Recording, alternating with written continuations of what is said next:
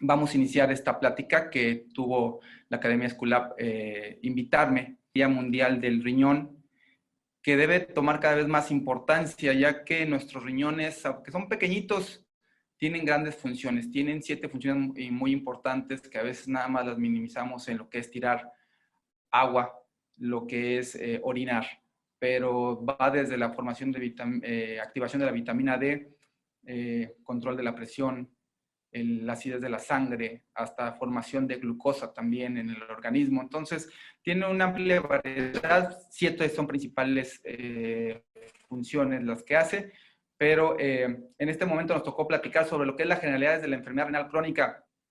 ¿Por qué es importante este tema? Desgraciadamente, la enfermedad renal crónica ha tomado un gran auge como patología en los últimos 20 años. Desgraciadamente, a nivel mundial ha aumentado la incidencia, la prevalencia de obesidad, diabetes, hipertensión, que normalmente son causas, como platicaré más adelante, de lo que es la enfermedad renal crónica. Sin más preámbulos, vamos a iniciar. Platicar sobre mis conflictos de intereses, ninguno en la actualidad. El tema que estamos hablando es de conocimiento general, sin ninguna desviación o promoción de algún producto en específico. Rápidamente, nuestra agenda que vamos a platicar el día de hoy, lo que es la insuficiencia renal, comúnmente llamada así, ahorita platicaremos el término correcto, sus definiciones, los estadios de esta misma, causas, sintomatología y cómo podemos prevenirla. Creo que la parte de esta patología, de las generalidades de la enfermedad renal crónica, pueden ser divididas para nuestra población en general. Y la otra para los médicos de primer contacto o médicos de segundo nivel, en los cuales son los que de manera inicial de primer contacto, valga la redundancia, son los que ven a este tipo de pacientes y pueden darle un buen manejo, pueden frenar el que siga subiendo a la escala de atención de salud y bueno, que nada más se derive cuando ya tenemos un estadio muy avanzado. Bueno, primero tenemos que tomar en cuenta la definición de lo que es enfermedad renal crónica, previamente llamada insuficiencia renal crónica. Este término fue modificado hace algunos años porque etimológicamente insuficiencia decía o hablaba de una actividad no bien hecha e incompleta. Aquí realmente cuando ya se vuelve una enfermedad renal crónica es falta definitiva de las actividades de los riñones. La definición basada en lo que es la KDIGO, como ustedes vean sus siglas en la parte superior derecha de su pantalla, es la Kidney Disease Improving Global Outcomes, que fue hecha por los grandes expertos a nivel mundial sobre lo que es la definición de enfermedad renal crónica. Y son las guías prácticas del 2012, donde se define traducida de una manera muy coloquial, lo puse en esta forma. Es una incapacidad permanente e irreversible de los riñones para cumplir sus funciones, tanto lo que es concentración, es decir, juntar las moléculas, las sustancias, tirarlas, mantener una estabilidad que en términos médicos se llama homeostasis, y la producción de hormonas, principalmente una hormona que en este caso es la eritropoyetina, que nos sirve para mantener nuestros glóbulos rojos en óptimos niveles. Pero es algo muy importante para su definición ver que haya cambios estructurales. Es decir, que no nada más es ver laboratorios, alteración en la orina, alteración en la sangre, es también observar cambios en el tamaño, en la anatomía, si están dilatados, si están más pequeños, si el borde de los riñones a nivel ultrasonido o tomografía es liso o está lobulado. La definición en inglés, como ustedes lo ven abajo, dice, traduce lo mismo, son anormalidades de la estructura y de la función renal. presentes por un periodo de más de 3 meses, lo que implica que la salud y la causa de esta enfermedad se pueda catalogar en base a lo que en inglés le llaman la GFR o la tasa de filtrado glomerular, y por otro lado, lo que es la pérdida de albúmina. Más adelante vamos a hablar lo que es albúmina y por qué es muy importante para nosotros a nivel estudio y evaluación del paciente renal. Bueno, perdón, aquí me gustaría mostrar esta diapositiva de la CDC, del por qué es tan importante saber y manejar la enfermedad renal crónica. 1 de cada 7, es decir, 15% de la población americana de los Estados Unidos de Norteamérica se estima que tiene enfermedad renal crónica. Aproximadamente unos 37 millones. Si estamos hablando que Estados Unidos tiene aproximadamente unos 250 millones de habitantes, y eso es su 15%, estamos hablando que si en México lo trasladamos, tenemos 120 millones, tendríamos más o menos unos 18, pónganle 20 millones de enfermos renales. Entonces, a la hora que esto lo traducimos en atención, en gastos, es un gran volumen de dinero que se tiene que invertir para la salud de nuestros pacientes. En base a lo que es el Día Mundial del Riñón, ¿por qué la enfermedad renal crónica es importante? ¿Cómo nos afecta? Bueno, nos afecta porque se conoce que aproximadamente un 10% de la población mundial está afectada por una enfermedad renal crónica, ¿sí? Normalmente ataca o es prevalente en todas las razas y en todas las edades. Y por otro lado, si hablamos de que específicamente en la población latina, en los mexicanos, si nos basamos en que la mitad de las personas arriba de 75 años tienen enfermedad renal crónica, bueno, somos un país que tenemos una población que ha incrementado su rango de vida, que antes eran 50, 60 años, ahorita tenemos población arriba de 70 años, entonces tenemos una gran población de adultos mayores con enfermedad renal crónica. Y bueno, 1 de cada 5 hombres y 1 de cada 4 mujeres entre los 65 y 74 años tienen enfermedad renal crónica. Entonces, la importancia de esta enfermedad es grandísima y por eso nos llamó la atención. Quisimos compartir esta información con ustedes. Si ustedes se fijan en esta gráfica, del lado izquierdo, la enfermedad renal crónica en lo que es la Centroamérica es de gran prevalencia, ¿sí?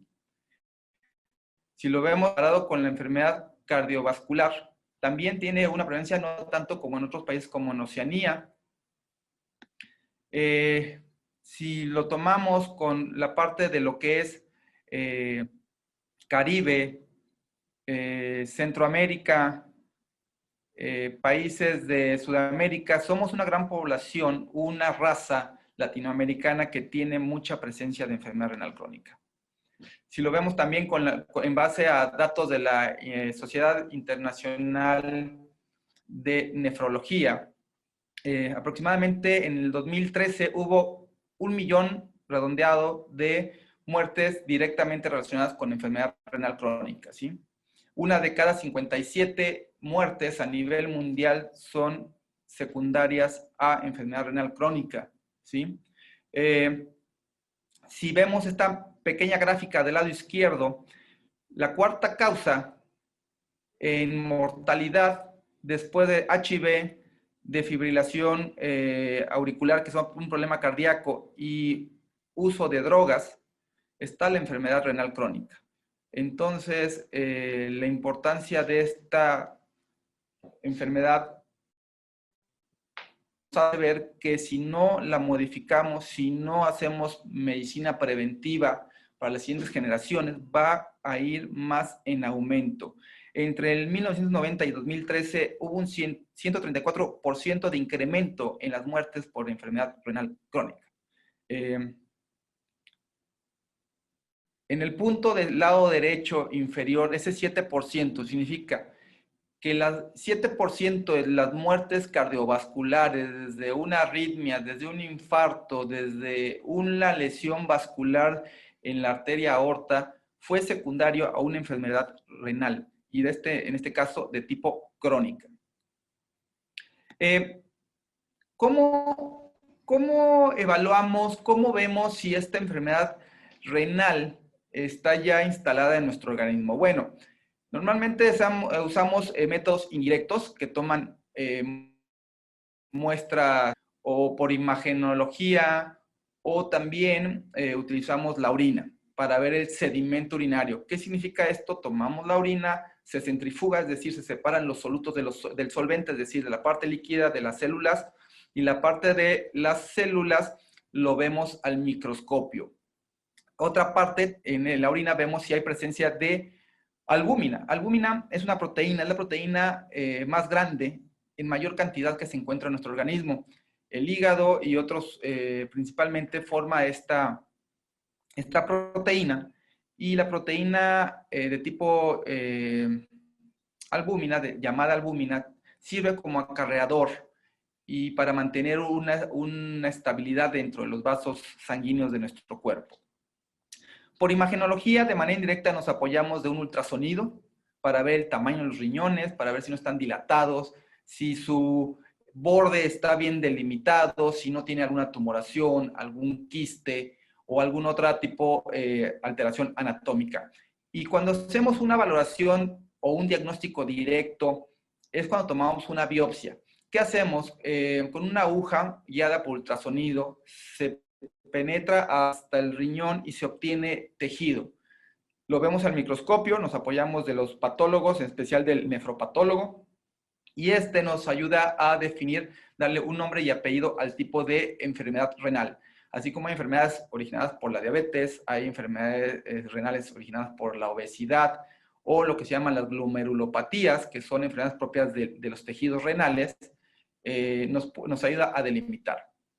Ya que hicimos una valoración de este tipo con estudios de sangre y de orina y de imagen, nos basamos en un estudio de lo que se llama tasa de filtrado glomerular.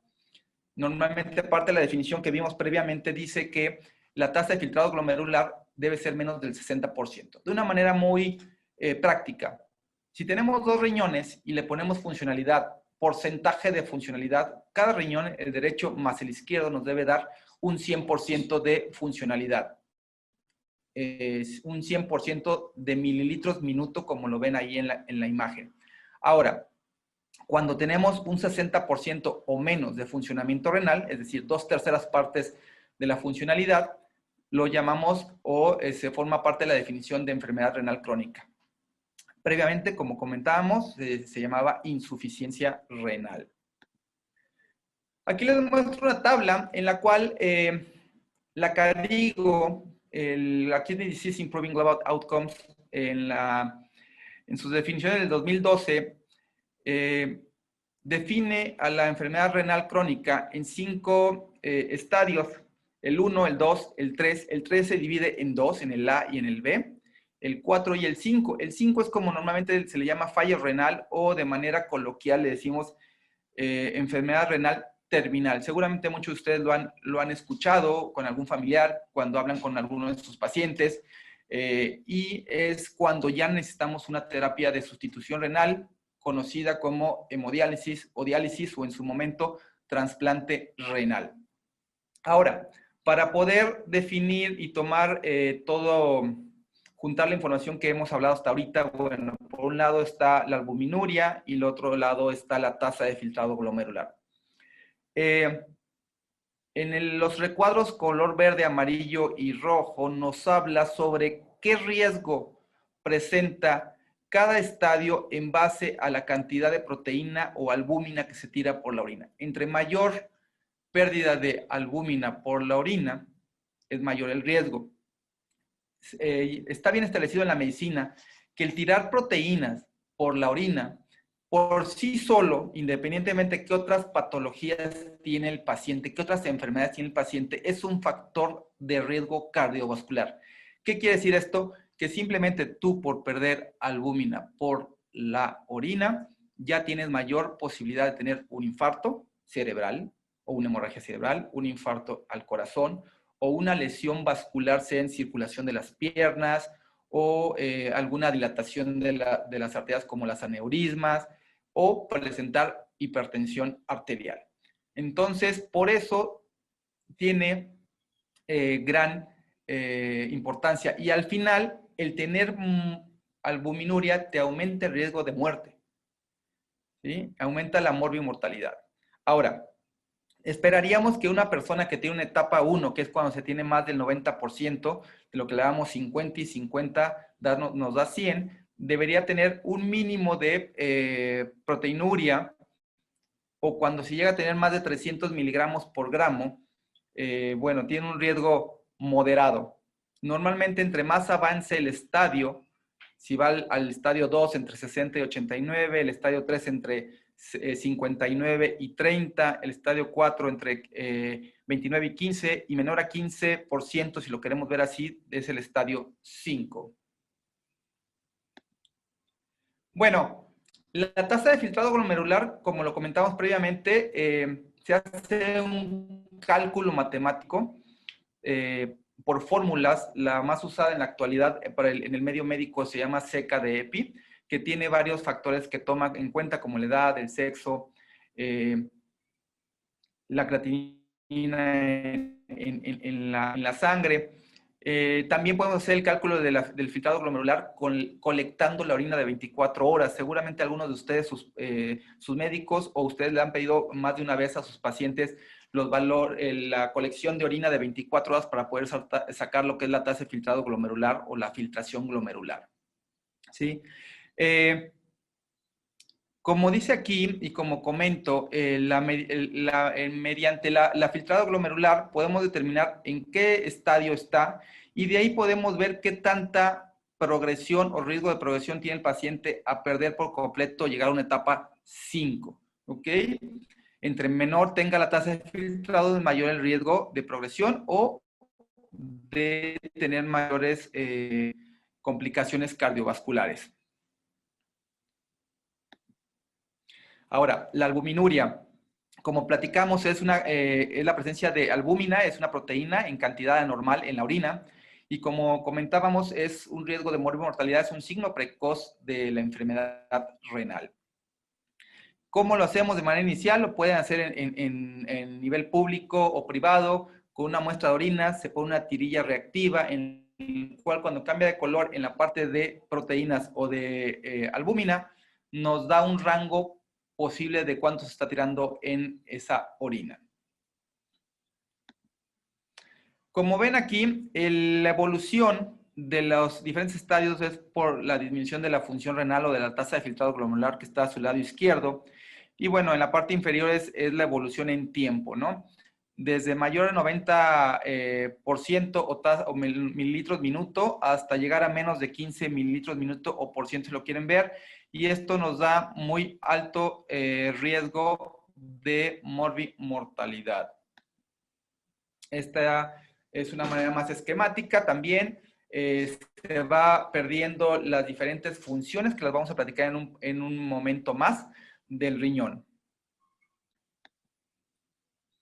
En cuanto a la enfermedad renal crónica, también podemos ver que entre más avanza, hay cambios a nivel signos y síntomas.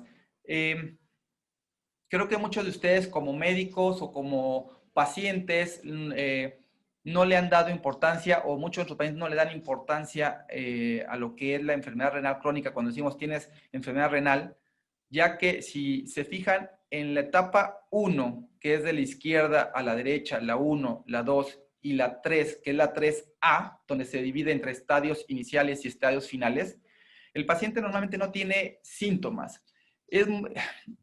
Algunas veces en el paciente en el estadio 3A, donde dice disminución leve a moderada, pudiera presentar anemia el paciente, pero en la realidad en nuestros pacientes no ven ningún cambio, no sienten falta de energía, no hay cambios en la alimentación, no hay cambios en la presión arterial, no están anémicos. Entonces, y como ven que están orinando, que están tirando agua por la orina, no le dan importancia. En el estadio 3B, que sería nuestro cuarto recuadro, que dice disminución moderada a grave, ya puede empezar a presentarse anemia. Esto es porque el riñón, una de sus 7 funciones es producir eritropoyetina, que es la hormona que estimula la formación de eritrocitos o glóbulos rojos. Al haber disminución de la eritropoyetina, que se forma en los riñones, en la parte externa de los riñones, en la unión de la parte externa con la media, lo que se llama la corteza con la médula, el paciente empieza a disminuir la formación de eritrocitos rojos. Al no haber tanto eritrocitos rojos, no hay hemoglobina, y al no haber hemoglobina, hay anemia. Como ya empieza a haber alteración en otras de las funciones, como lo que es en el metabolismo del calcio, el fósforo y la vitamina D, puede presentarse dolor óseo porque se empieza a perder también calcio y fósforo de los huesos, se empieza a retener fósforo por el riñón, se empieza a malabsorber calcio en el tubo digestivo, la vitamina D no se activa completamente. Para nuestros pacientes, la vitamina D es muy importante, ya que la parte activa, la forma activa de la vitamina es dada por el riñón.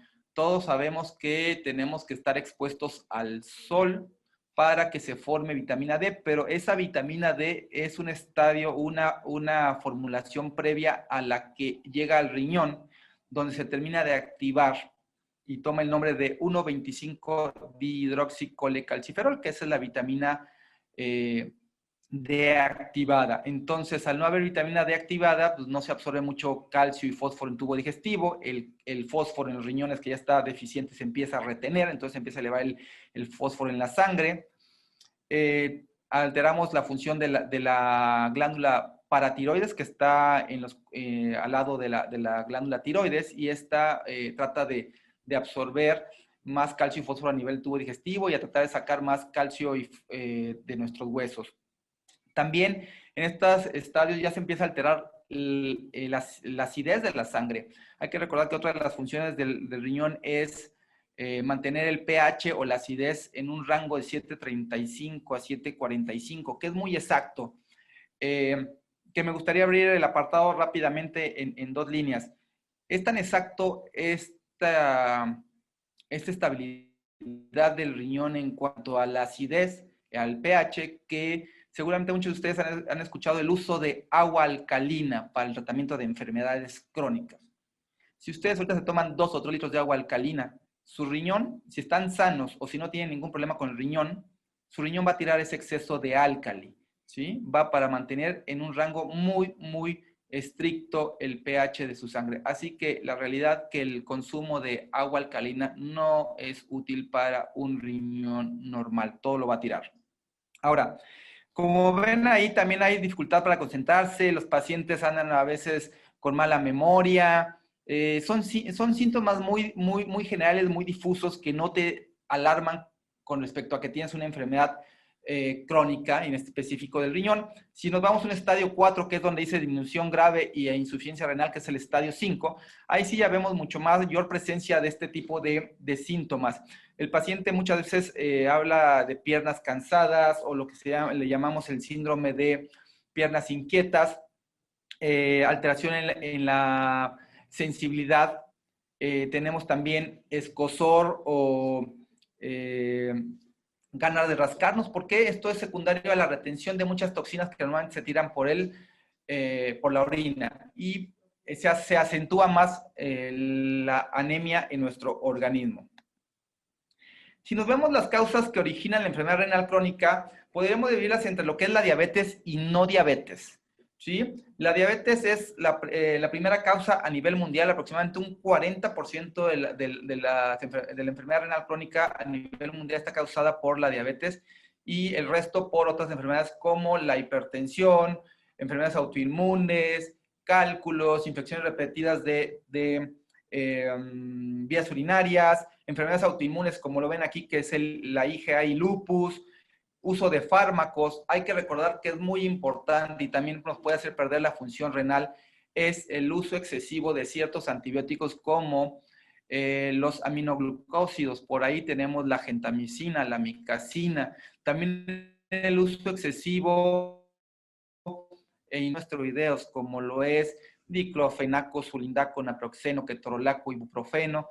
Todo eso nos causa a la larga problemas renales. De manera inicial, gastritis, porque todos los antiinflamatorios no esteroideos son irritantes para la mucosa gástrica, y como consecuencia a un periodo mediano o largo, o si están asociados a algunos otros factores como deshidratación, diarrea, intolerancia a la vía oral, se conjuntan con el uso excesivo de analgésicos o antiinflamatorios no esteroideos, y esto hace que podamos tener falla renal y se vuelva crónica de manera definitiva.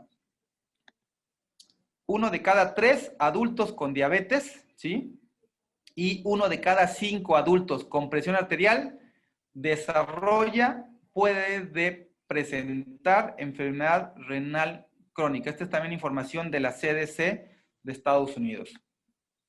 Si aquí ven esta gráfica muy simplificada, la enfermedad renal crónica tiene múltiples causas. En un 42% la diabetes tipo 2, en un 28% la hipertensión arterial, es decir, 1 de cada 3 adultos puede tener diabetes, 1 de cada 5, con diabetes puede presentar enfermedad renal crónica, 1 de cada 5 adultos con hipertensión arterial presenta enfermedad renal crónicas, y de ahí tenemos lo que son la diabetes tipo 1, causas no reconocidas, las enfermedades propias del riñón, que son las enfermedades glomerulares, y los tumores o la nefritis, como está ahí un 3%, que es las enfermedades por uso a veces de fármacos.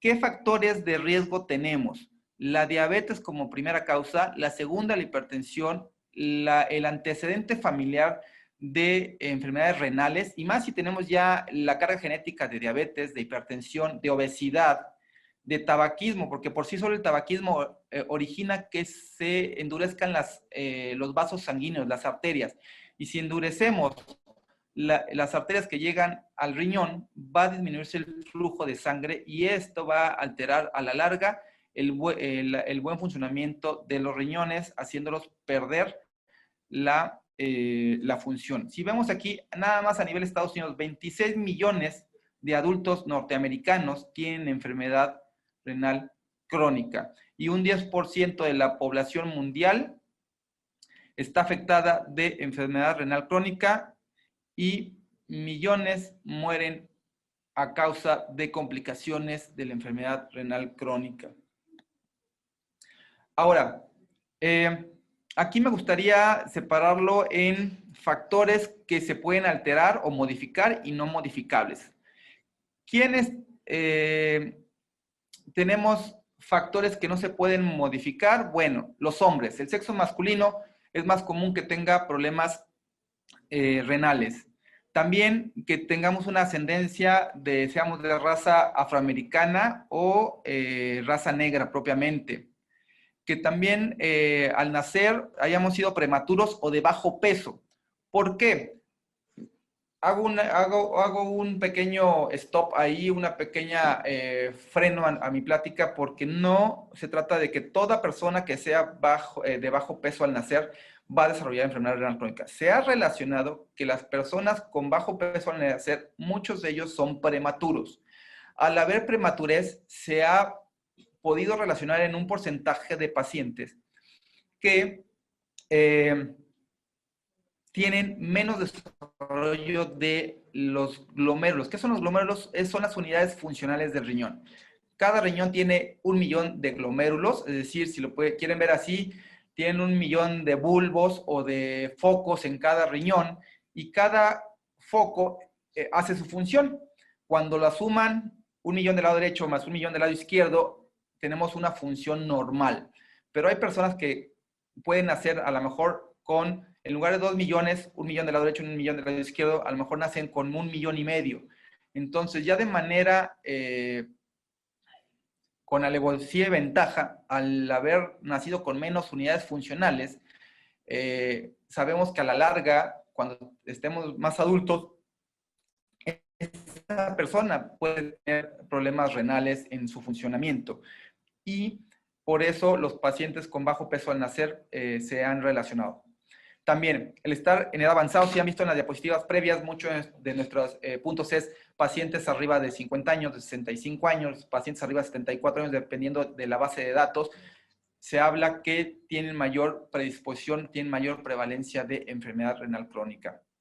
Ahora, los modificables, si somos hipertensos, bueno, ¿por qué fue la hipertensión? Hay carga genética, tenemos obesidad,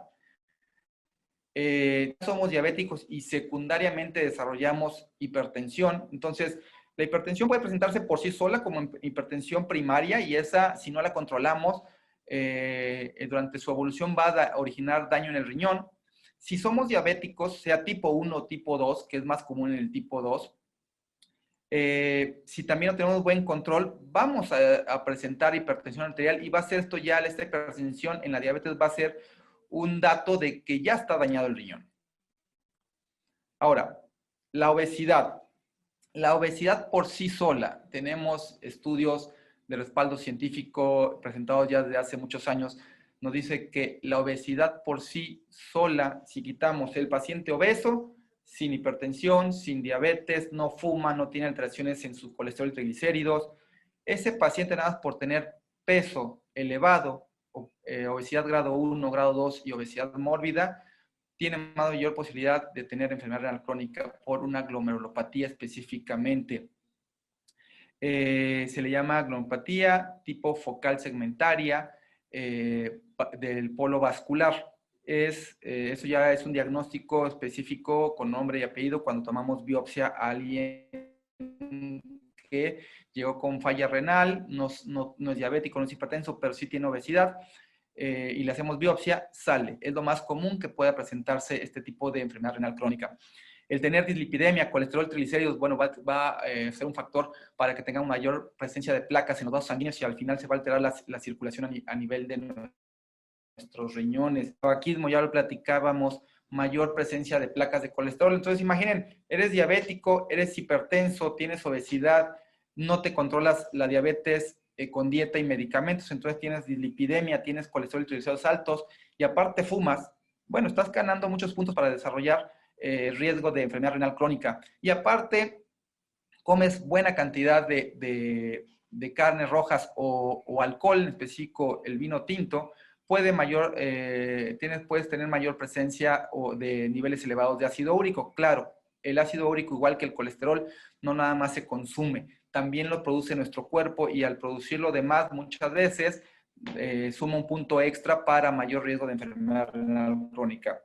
Bueno, por otro lado, tenemos que si ya tienes cierto daño de enfermedad renal, ya tienes cierta etapa de enfermedad renal crónica, y aparte sumamos que tienes alteraciones en el calcio, en el fósforo, en la PTH, que es la hormona paratiroidea, y ya tienes propiamente acidosis metabólica, que es la alteración de nuestro pH corporal por no poderlo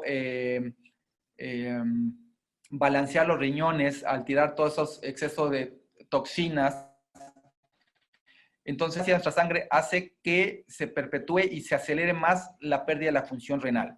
Entonces, la progresión de la enfermedad renal crónica, como está el recuadro inferior, es multifactorial. Tanto los factores modificables, que aunque estés ya en una etapa 4, dices, ay, bueno, ya casi voy a caer en diálisis, ¿qué hago? ¿Para qué modifico mi diabetes? No, sí es útil modificar tu diabetes y tu hipertensión y tu obesidad, porque puedes enlentecer el llegar a una etapa 5, es decir, una etapa donde vas a requerir diálisis y hemodiálisis o llegar al trasplante renal. Y desgraciadamente en nuestro país los trasplantes, más en este año de COVID, se han disminuido mucho, se han enlentecido el movimiento de las listas de trasplante renal. Entonces, tenemos que darle importancia a que el buen control de los factores de riesgo modificables que están en tus manos como paciente, como médico de primer contacto, que puedes modificárselos al paciente, debemos darle gran importancia. Hipertensión, diabetes, obesidad, dislipidemia, es decir, colesterol y triglicéridos, tabaquismo, hiperuricemia, es decir, ácido úrico, y bueno, la hipoalbuminemia es ya secundaria después o cuando estamos perdiendo proteínas proteínas por la orina.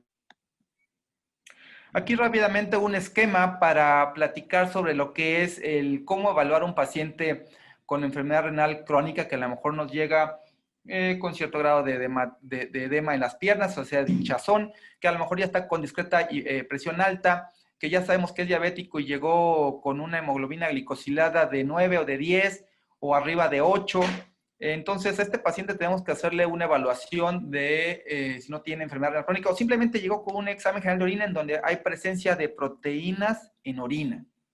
Entonces, bueno, tenemos que ver su tasa de filtrado glomerular, si es menor a 60 y si aparte hay otros cambios, como dijimos, fósforo en calcio, potasio, acidez de la sangre. Y aparte a nivel imagenológico ya están disminuyendo el tamaño de los riñones. Bueno, podemos decir que esto es un paciente con enfermedad renal crónica. Ahora tenemos que etapificar o tener en qué estadio está el paciente. Bueno, podemos también sacar un ratio o una relación, un cociente albúmina-creatinina para ver qué tanto está perdiendo proteínas.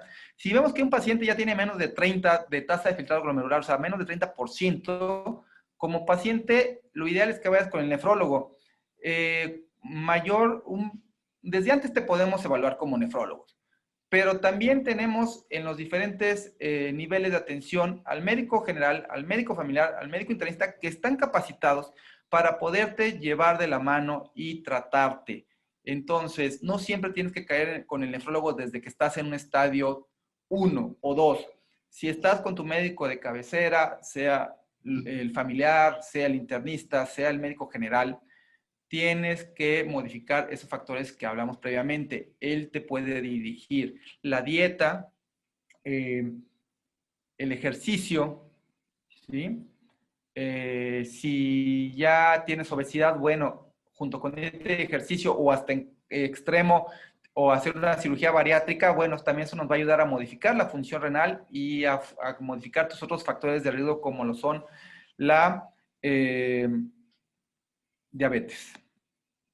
Rápidamente, hablamos sintomatología, la 1, la 2 y la 3A no presentan casi nada de síntomas, es nulo. Por eso muchos de nuestros pacientes, muchos de nuestros médicos a veces no le toman importancia a la enfermedad crónica en los estadios iniciales. Cuando estamos en la 3B, cuando ya es menos de 45 mililitros minutos o 45% de funcionamiento, como les comentaba, hay hormigueo, hay alteración a nivel nervioso, y más si somos diabéticos. Puede haber alteración en la concentración, en el bienestar, puede haber dolor óseo por lo que hablábamos del calcio y el fósforo y la acidez de la sangre. Ya cuando estamos en un estadio 4, menos de 30%, puede haber prurito, ganas de rascarse porque muchas veces la urea, el fósforo y otras sustancias que normalmente no medimos pueden originar esa sensación de escozor, esa sensación de prurito. Aquí en el estadio 4, la presencia de anemia es más común. Ya nos llega el paciente con 10 de creatinina, perdón, de hemoglobina, a lo mejor de 9, 8.5. Hay que recordar que la hemoglobina normal de una persona en mujeres es de 12 a 14, de hombres es de 13 a 15. Normalmente estos pacientes llegan con abajo de 11.5. Hay casos extremos que ya están en etapa 5 y llegan los pacientes con 6 de hemoglobina.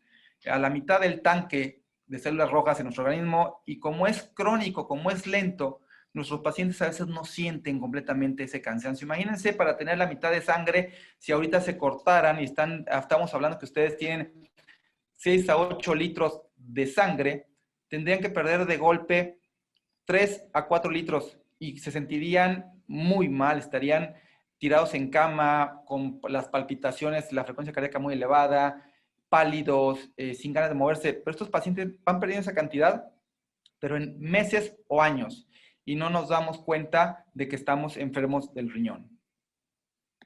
Y por último, el estadio 5, donde ya es menos de 15 mililitros minuto o menos del 15%, normalmente el riñón ya ha perdido la mayoría de sus capacidades. Recuerden, no porque el paciente o no tu paciente, porque estás tirando agua, es decir, estás orinando, significa que tienes tu funcionalidad o tu función renal normal. Esa es una de las 7 funciones.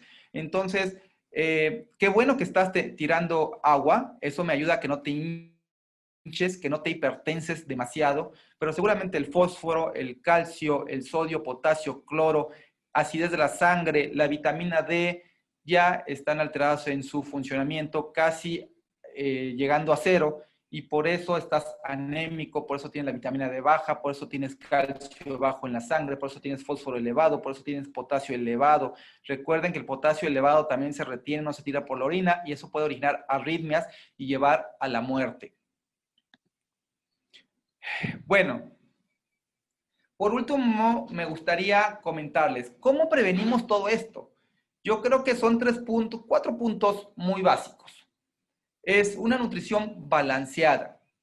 Recordar que la nutrición balanceada no significa estar a pan y agua, no significa estar nada más comiendo como si fuéramos conejitos, lechuguita, zanahoria y un vasito con agua al día. No, nutrición balanceada significa cantidades correctas, ¿sí? Si eres apenas diabético o hipertenso, bueno, tienes que disminuir el consumo de sal, consumo de proteína, la disminución de los carbohidratos, tienes que aumentar el ejercicio. Pero si ya tienes un estadio más avanzado de la enfermedad renal crónica, tienes que disminuir el consumo de potasio, de fósforo, de sodio, ¿sí? Hay que recordar, por favor, el consumo de refrescos, soda, principalmente las negras, las de cola, tienen ácido fosfórico. El ácido fosfórico daña más a los huesos, daña a la mujer, mayor predisposición de osteoporosis. Si estamos ya con enfermedad renal avanzada, una etapa 4, una 3B, 4, 5, el consumo de refrescos en general es dañino, pero más dañino los refrescos de cola. No por esto estoy diciendo que sí, consuman refrescos claros o de sabor, no, al final son malos, discretamente menos malos, pero no es lo ideal que estén consumiendo. Aquí se trata de consumir agua. Claro, también con el apoyo de su médico nefrólogo, de su médico internista, tienen que definir qué cantidad de agua entre más, de líquidos totales, entre más avanzada tengan su enfermedad. Por otro lado, el control de las enfermedades asociadas, la diabetes mellitus, la hipertensión, ¿sí? Si es por uso crónico de analgésicos, bueno, tenemos que suspenderlos, ¿sí? La diabetes mellitus, acuérdense que debemos tener una hemoglobina glicosilada, que es la sustancia que medimos para ver si nuestra glucosa está bien dentro de niveles normales en los últimos 3 meses. Debe estar abajo de 7 en las personas que no tienen factores asociados como cardiopatía o hipertensión, pura diabetes o pura enfermedad o sin enfermedad renal crónica, pero ya cuando tenemos enfermedad renal crónica, hipertensión y otras complicaciones, debe estar un poco arriba de 7, entre 7 y 8. Entonces, por favor, debemos controlar, debemos tener un buen apego al control de nuestras enfermedades asociadas o enfermedades que motivaron la enfermedad renal crónica. El ejercicio, una disculpa por el dedazo que está ahí, es preferentemente aeróbico. Debemos hacerlo. A nivel mundial se recomienda por las diferentes organizaciones mundiales de salud, la Asociación Americana de la Diabetes, la mexicana también, un mínimo de 150 minutos de ejercicio aeróbico a la semana. Dividido entre 6 días son 25 minutos. Yo no soy diabético, nada más tengo enfermedad renal crónica, soy hipertenso, pero creo que podemos tomar como un punto basal ese número de minutos para hacer ejercicio aeróbico diario. 25 minutos diarios. Ya hiciste 150 a la semana y le estás incrementando el número el tiempo diario y haces 1 hora diaria, qué mejor. Te va a ayudar mucho más. Tienes que ir paulatinamente. Si no tienes condición física, tienes que ir incrementando el tiempo del ejercicio aeróbico poco a poco. No se trata de que de hoy a mañana ya debes hacer media hora.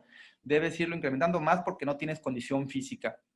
Y claro, visitar a tu médico especialista, a tu médico familiar, a tu médico internista, al nefrólogo si ya estás con un seguimiento puramente del nefrólogo. No es ir una vez cada 3, 6 meses. Tiene que ser más frecuente para que podamos ayudarte y evitarte llegar hasta la etapa 5. Hay que recordar la etapa 5 simplemente por entrar a hemodiálisis o diálisis. Si ya tenías un riesgo cardiovascular, se incrementa más de un 20%. Entonces, el riesgo de morbimortalidad, de muertes cardiovasculares, ya cuando estás en etapa 5, es altísima. Entonces, tratamos que el paciente que tenga una etapa 4 o menos se cuide, se lentifique la velocidad de la evolución de la enfermedad y llegues, tal vez, pero que llegues dentro de 5 o 10 años, no llegues a diálisis o hemodiálisis en 6 meses o en 1 año o en 2 años. Hasta aquí doy por terminado esta plática. Les agradezco el haberme escuchado. Quedo a sus órdenes.